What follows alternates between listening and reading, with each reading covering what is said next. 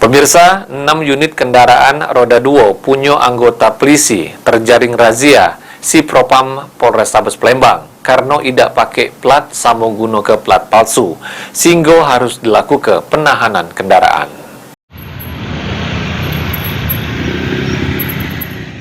Si Propam Polrestabes Palembang menggelar razia guna nertib ke kendaraan anggota polisi yang bertugas di Polrestabes Palembang pada Rabu pagi 6 September 2023. Jeru razia ini terselik persiko kendaraan yang masuk ke Polrestabes Palembang baik roda 2 maupun roda 4 di stop ke Dukin untuk dilakukan pemeriksaan surat-surat kendaraan dan kelengkapan kendaraan. Kasih Propam Polrestabes Palembang Kompol Akagani ngungkap ke jeru razia ini dirinya nerjun ke sekitar 30 personil yang ditugas ke meriksa dan mencatat anggota yang melanggar. Dari razia penertiban ini, pihaknya berhasil ngaman ke 6 unit kendaraan roda 2 punya anggota yang melakukan pelanggaran, tidak pakai spion, guna ke plat palsu dan tidak katik plat.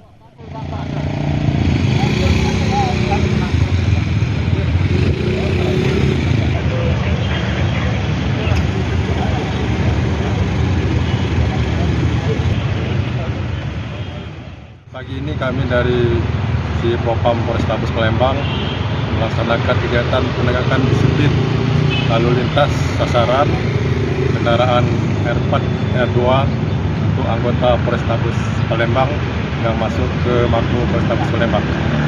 Ini yang kebanyakan apa nih kesalahan menan? Ini untuk sementara ini banyak yang tidak pakai plat. Kemudian tadi ada ditemukan untuk platnya nomornya palsu.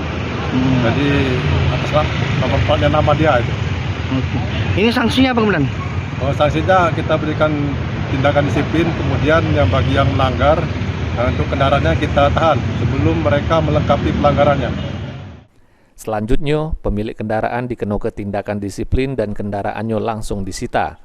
Dan untuk metu ke kendaraannya, pemilik wajib melengkapi kendaraan dengan spion dan make plat asli. Heru Wahyudi, PAL TV.